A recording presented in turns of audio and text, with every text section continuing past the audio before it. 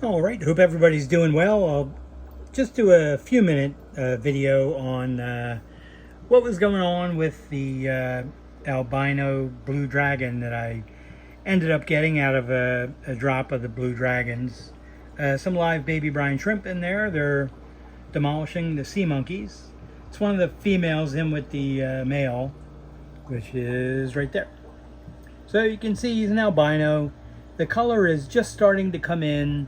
There's a hint of blue in the middle of the tail. I don't know if that'll stay that way. It's like I said, it's a work in progress. It's the only albino dragon I've ever gotten. I have blue dragons and red dragons, and this popped out of the blue dragon line. Trying to keep him on here. The fins are decent. The tail edge needs to grow out a little bit more. The female is pretty nondescript so far.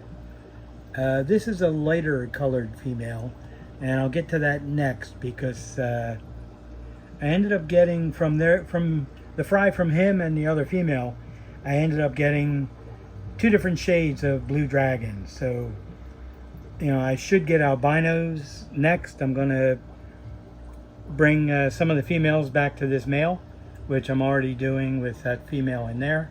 That's a female from the first drop. So we'll see if I get any albinos, maybe 25%, or who knows. This could just be a fluke, but I have seen people selling albino dragons, and can't quite tell what the color is at the top part of and the bottom part of the tail. It could be a reddish, it could be orange, could be my imagination. And you can kind of see the pattern on the body if I can get the iPhone camera to pick it up. But anyway, they're healthy, and I plan on using them for a few drops. I'll see what happens.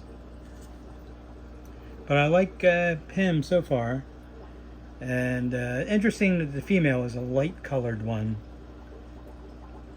So for you married guys, if a man is in the middle of nowhere and there isn't a woman in sight anywhere, is he still wrong? And the answer to that is probably yes, because we're always wrong. I'm pretty sure. Anyway, that's what that albino one is growing into be. And next up, tanks. It's a little bit cloudy because I took the plants out so I could actually see them. This is the first drop of fry from that albino male, and the female is not in there anymore because I wanted to go to the next generation. So I'm going to take one of these males, which you can obviously see are males, and go back to the original female.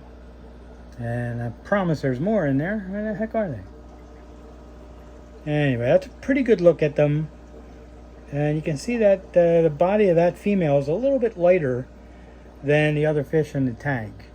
And same with one of these males that's just developing. I think it's this one. So that's kind of interesting right there. That must have something to do with the mixture of the albino gene in there. But they're all black-eyed as expected. And the blue dragons and the red dragons and whatever other color, they seem to be from three distinct types of fish. A snakeskin, which gives them the front part. If I can get a male, which you can see. The back part is sort of almost a half black. So that's probably in there as well. And the tail should end up being like a mosaic or a strange pattern. Like a uniform pattern. And I can't really get this to focus on them. But anyway, that's my guesses on what's in the background of these things. And sadly, the breeders won't tell you. They'll just let you know you can buy some more fish if the line craps out on you. So I'm going to wait for a few fry in here, because I'm sure the few females in here are hit. And once I get some fry in here. I'll see if there are any albinos, but at the very least it should be males and females that at least carry the albino gene. So it'll be like a bunch of matchups I'll end up doing, and I'll see if what's going on. Ideally, I'd like to get either really nice blue dragons, maybe a lighter blue, or of course albino dragons, which would be nice. And we'll see what we end up getting. But they are developing like they're supposed to. That's what normal blue dragons look like at 3.5 months of age. And I forgot how many are in here. It's something like 10 or 12. And there's a little bit of thin leaf water sprite right there. And same in this tank.